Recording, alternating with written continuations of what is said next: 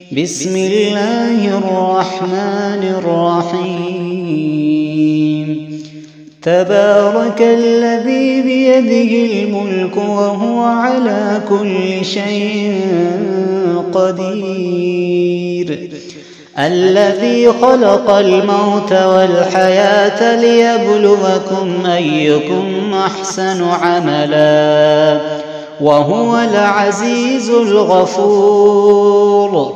الذي خلق 7 سماوات طباقا ما ترى في خلق الرحمن من تفاوت فارجع البصر هل ترى من فطور ثم ارجع البصر كرتين ينقلب إليك البصر خاسئا وهو حسير.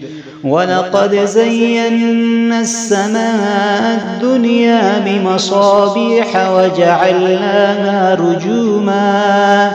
وجعلناها رجوما للشياطين وأعتدنا لهم عذاب السعير. وللذين كفروا بربهم عذاب جهنم وبئس المصير. إذا ألقوا فيها سمعوا لها شهيقا وهي تفور تكاد تميز من الغيظ كلما ألقي فيها فوج سألهم خزنتها ألم يأتكم نذير قالوا بلى قد جاءنا نذير فكذبنا وقلنا ما نزل الله من شيء إن أنتم إلا في ضلال كبير.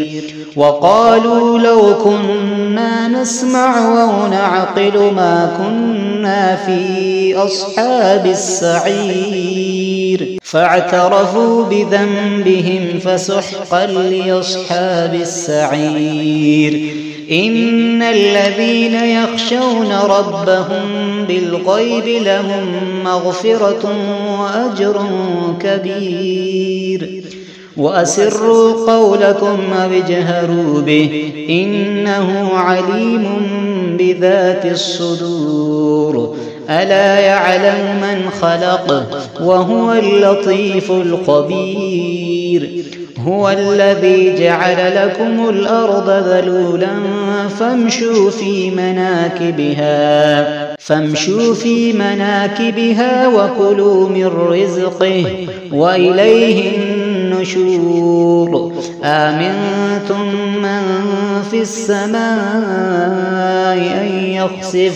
أن يخسف بكم الأرض فإذا هي تمور أم أمنتم من في السماء أن يرسل عليكم حاصبا فستعلمون كيف نذير. ولقد كذب الذين من قبلهم فكيف كان نكير. أولم يروا إلى الطير فوقهم صافات ويقبضن ما يمسكهن إلا الرحمن إنه بكل شيء بصير.